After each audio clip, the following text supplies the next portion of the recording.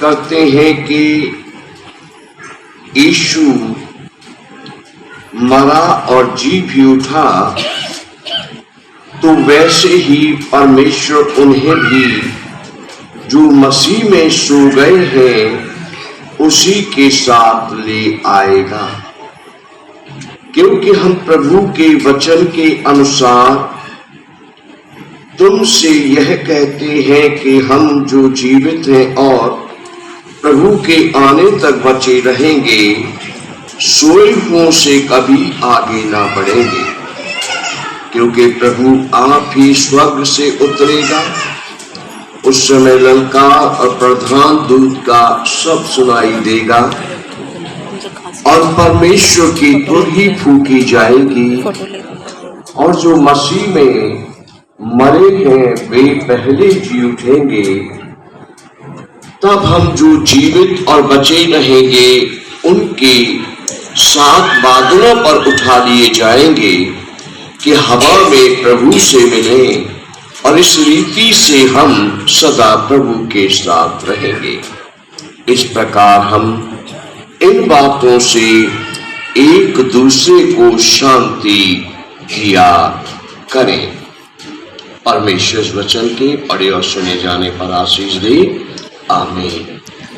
हमने पवित्र शास्त्र बाइबल से 2-3 जगह से पवित्र वचनों को पढ़ा, और हर जगह ये बताया गया है कि जो लोग प्रभु यीशु मसीह पर विश्वास करते हैं, जो स्त्री जो पुरुष प्रभु यीशु मसीह पर विश्वास करते हैं, अब जब वो दुनिया से चले गए हैं, स्वर्गवासी हो गए हैं, जिनका शरीर और आत्मा अलग हो गया, जुदा हो गया है, उनके विषय में हम आशाहीन ना बने।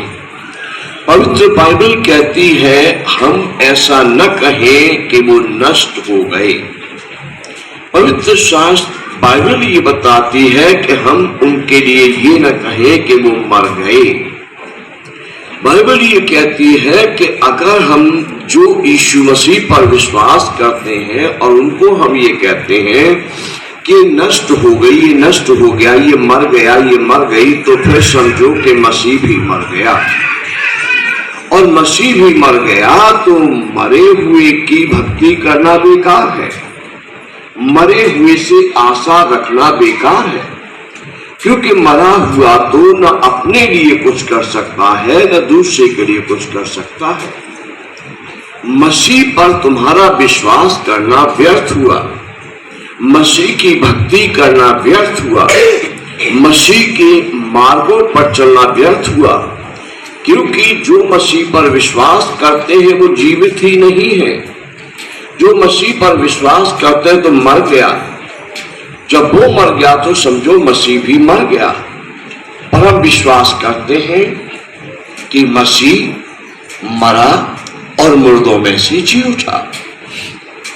तो जो मसीह पर विश्वास करते हैं वो भी शरीर में बाइबल कहती है सो गए हैं, और एक दिन मसीह उनको जगाएगा और बादलों पर उठाएगा, और बादलों पर वो मसीह के साथ मिलेंगे।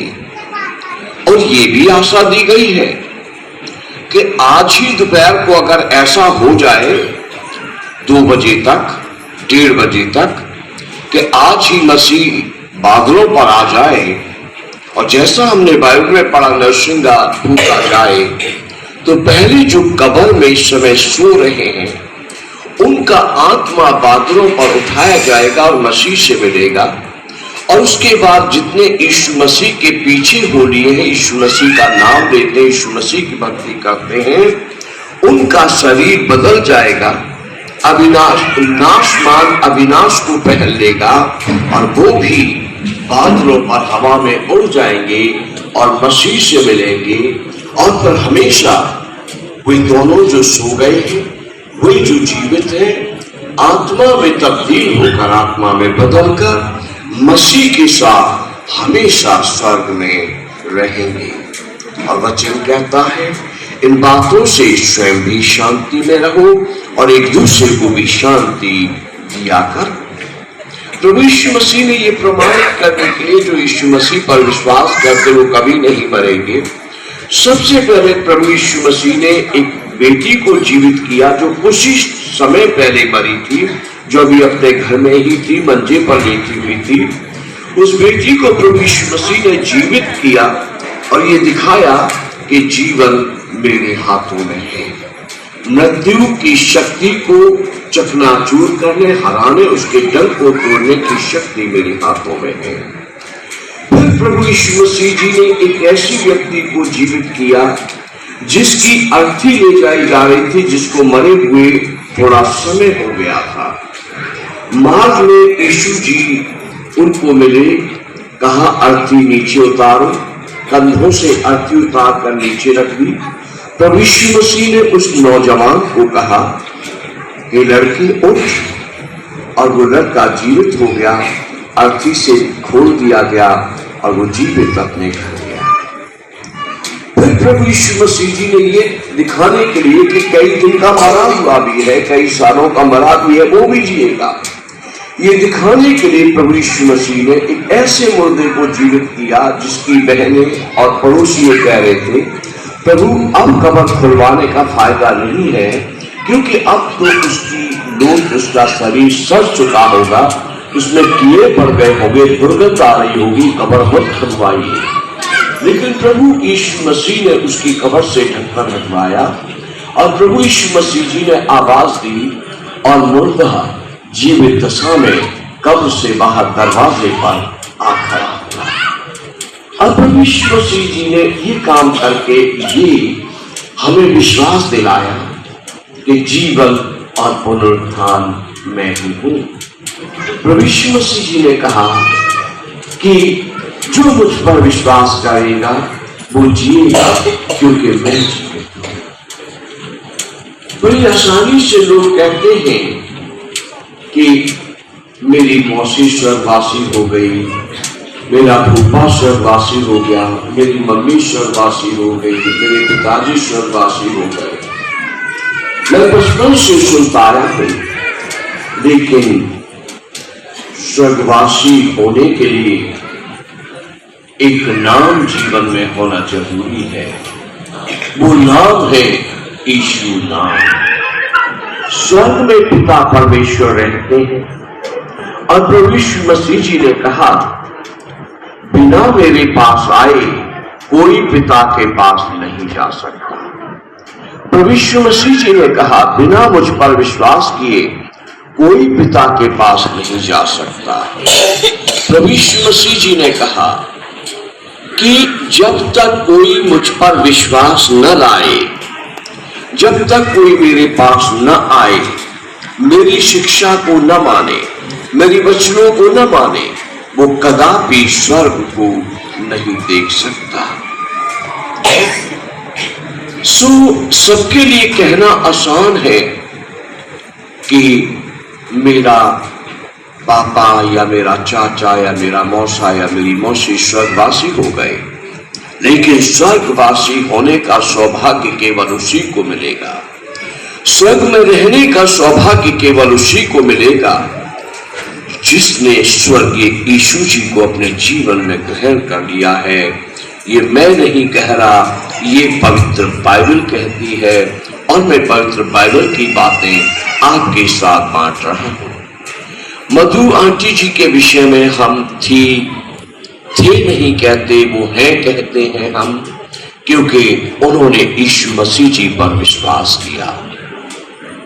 आज हमने उनको आग में फूका नहीं, उनको 2 मिट्टी राख नहीं मिलाया, हमने उनको एक बॉक्स में सुलाया, आराम से उनको लिटाया। जैसे हर एक सोने वाला बिस्तर पर लेटा कमरे का दरवाजा बंद हो जाता है, वैसे ही उनका दरवाजा बंद करके उनको लिटाया है, क्योंकि वो हमारा विश्वास है मरी नहीं, वो जीवित है, वो मसीह में जीवित है, उनका आत्मा सही सलामत है, शांति में है।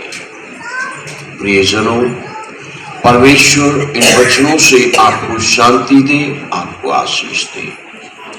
और हाँ, ये कहना चाहता हूं कि इस बात पर जरूर विचार कीजिए। कहना आसान है कि स्वर्गवासी हो गए, लेकिन स्वर्गवासी मसीह यीशु के कहने के अनुसार वो ही हो सकते हैं जो स्वर्गवासी यीशु जी के निकट हैं, जिनके जीवन में स्वर्गवासी यीशु है। स्वर्ग पर यीशु जी का अधिकार है और वो स्वर्ग में केवल उन्हीं को प्रवेश देंगे जो यीशु जी से रिश्ता जोड़ चुके हैं या रिश्ता जोड़ेंगे। यदि वाकई आप चाहते हैं कि एक दिन जब आपका शरीर और आत्मा जुदा हो तो आप स्वर्गवासी बने, ऐसा अगर चाहते हैं तो आज इस जगह को छोड़ने से पहले मैं कहूंगा कि मधु आंटी के समान अपने दिल में यीशु को जगा दीजिए, अपने दिल में यीशु मसीह को बुलाइए। आज मधु आंटी जी 84 लाख योनियों से पार हो गई है। अब ना वो बिल्ली है, ना कुत्ता है, ना सुअर है, न गधा है, न गाय है, न भेड़ है, न बकरी है, न किसी पंडित के घर में जन्मी है, न किसी शूद्र के घर में जन्मी है। वो उनका आत्मा जिस परम पिता परमेश्वर के पास से आया उसके पास चला गया है।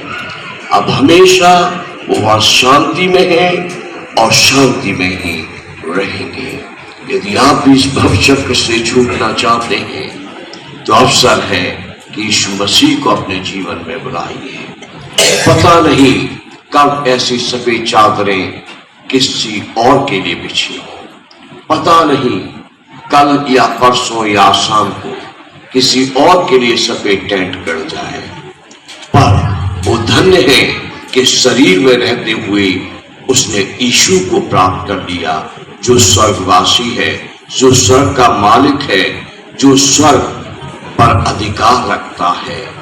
वो उसको अपने यहाँ आने देगा जिसने उसको ग्रहण किया है। परमेश्वर आप सबको आशीर्वाद